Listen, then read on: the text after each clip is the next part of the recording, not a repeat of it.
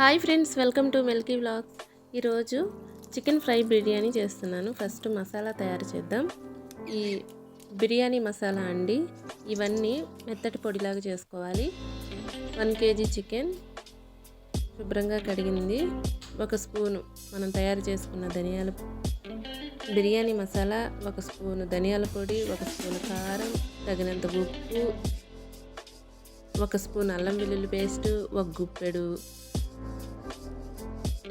కొత్తిమీర, 1 గుప్పెడు పుదీనా, కొంచెం కరివేపాకు, ఒక 4-5 పచ్చిమిర్చి వేసి బాగా కలిపి ఒక 20 నిమిషాలు పక్కన పెట్టుకోవాలి. తర్వాత రైస్ నానబెట్టుకుందాం. బాస్మతి బియ్యం అండి, 3 గ్లాసులు అంటే 1 kg అన్నమాట. 1 kg చికెన్కి 1 kg రైస్. శుభ్రంగా కడిగి నీళ్లు పోసి నానబెట్టుకోవాలి ఒక 1/2 అవర్. తర్వాత స్టవ్ మీద ఒక పెనం పెట్టి 1/2 అవర్ తర్వాత ప్రిపేర్ చేస్తున్నాను అనమాట. ఒక 4-5 స్పూన్లు ఆయిల్, 3 ఉల్లిపాయలు కట్ చేసి వేసుకొని బ్రౌన్ కలర్ వచ్చేంత వరకు వేయించుకోవాలి. ఈ విధంగా బ్రౌన్ కలర్ వచ్చిన తర్వాత అల్లం వెల్లుల్లి పేస్ట్ ఒక 2 స్పూన్లు వేసి పచ్చివాసన పోయేంత వరకు వేయించుకోవాలి. 2 టమాటా మెత్తటి పేస్ట్ లాగా తయారు చేసుకోవాలి, మిక్సీ పట్టుకోవాలి. ఈ టమాటా బాగా ఉడికి అందులోంచి ఆయిల్ వచ్చేంత వరకు వేయించుకోవాలి. ఆయిల్ పైకి తేలిన తర్వాత మనం ముందే నానబెట్టుకున్న చికెను 1/2 అవర్ కంపల్సరీ ఇది నానబెట్టుకుంటేనే టేస్ట్ వస్తుందండి బాగా ఫ్రై బిర్యానీ. బాగా కలిపిన తర్వాత మూత పెట్టి ఉడకనిద్దాం. ఒక 10 నిమిషాల తర్వాత చూస్తే ఈ విధంగా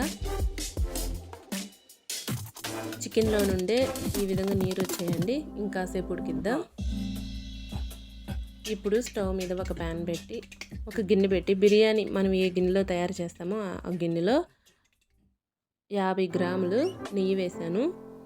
బిర్యానీ ఆకు, బిర్యానీ మసాలా వేసి వేయిద్దాం ఒకసారి. వేయించుకున్న తర్వాత పచ్చిమిర్చి, కరివేపాకు, పుదీనా, కొత్తిమీర, 1 స్పూన్ అల్లం వెల్లుల్లి పేస్టు, 1.5 స్పూన్ అల్లం వెల్లుల్లి పేస్టు, కొంచెం ఉప్పు వేసి ఈ విధంగా వేయించుకోవాలి. ఈ విధంగా వేయించుకున్న తర్వాత 3 గ్లాసులు రైస్ తీసుకున్నాం కదా, అదే గ్లాసులో 6 గ్లాసులు నీరు వేసుకోవాలి. 6 గ్లాసులు నీళ్ళు వేసుకోవాలన్నమాట. ఈ rice India gate basmati rice అండి. దీనికైతే 6 గ్లాసులు, 1 గ్లాస్కి 2 గ్లాసులు నీరు వేసుకోవాలి. కొన్ని బాస్మతి రైస్ త్వరగా ఉడికిపోతాయి. ఒక్కొక్క బాస్మతి రైస్కి గ్లాసే వేస్తారు. ఈ ఇండియా గేట్ బాస్మతి రైస్కి అయితే 1 గ్లాస్కి 2 గ్లాసులు నీరు వేసుకోవాలన్నమాట. అప్పుడు కరెక్ట్గా మంచిగా ఉడుకుతుంది. ఈ విధంగా తెల్లిన తర్వాత బియ్యం వేసేస్తాం కదా, మనం ముందే బిర్యానీ మసాలా తయారు చేసుకున్నాం, 1 స్పూన్ వేసి ఉడకనిద్దాం. ఇప్పుడు స్టవ్ ఆఫ్ చేసి చికెన్ గ్రేవీ మాత్రమే మనం రైస్లో వేసుకోవాలి. పీసెస్ అన్నీ తీసి పక్కన పెట్టేసుకొని ఈ గ్రేవీ ఉంది కదా, ఈ గ్రేవీని రైస్లో నీరు 80% వరకు ఉడికిపోయాయండి. ఆ టైంలో చికెన్లో ఉన్న గ్రేవీ మాత్రమే, పీసెస్ కాదు, గ్రేవీ మాత్రమే తీసి ఈ రైస్లో వేసి రైస్ గ్రేవీ కలిసిపోయేలాగా కలుపుకోవాలన్నమాట. అంటే రైస్ విరిగిపోకుండా ఈ విధంగా ఒక 2 సార్లు 3 సార్లు కలిపితే సరిపోతుంది. ఈ విధంగా కలిపి సిమ్లో ఉంచి మూత పెట్టేద్దాం. అప్పుడు రైస్ కూడా చాలా టేస్టీగా వస్తుందండి. ఈ చికెన్ గ్రేవీ అంతా రైస్కి బట్టి సిమ్లో పెట్టేద్దాం. 80% వరకు ఉడికిపోయిందండి ఇది. మూత పెడదాం. ఇప్పుడు ఈ పీసెస్ని మనం డ్రై రోస్ట్ చేసుకోవాలండి. ఈ చికెన్ పీసెస్ మాత్రమే డ్రై రోస్ట్ చేసుకోవాలి. గ్రేవీ తీసేసాం కదా, డ్రై రోస్ట్ చేసుకుందాం. చికెన్ బాగా ఉడికిపోయిందండి, డ్రై రోస్ట్ చేసుకుందాం. పుదీనా, ఇంకొంచెం కొత్తిమీర వేసి బిర్యానీ మసాలా కూడా 1 స్పూన్ వేద్దాం.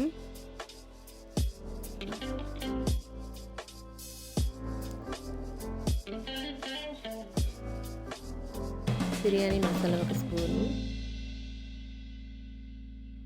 ఆయిల్ 2 స్పూన్లు వేద్దాం. ఇది ఇప్పుడు ఈ చికెను మూత పెట్టుకోకుండా డ్రై రోస్ట్ చేసుకోవాలండి. మూత పెడితే మళ్ళీ గ్రేవీలాగా తయారవుతుంది. అలా కాకుండా హై ఫ్లేమ్లో మిరియాలు కూడా 1 స్పూను, కారం కూడా 1 స్పూన్ వేసి డ్రై రోస్ట్ చేసుకోవాలి.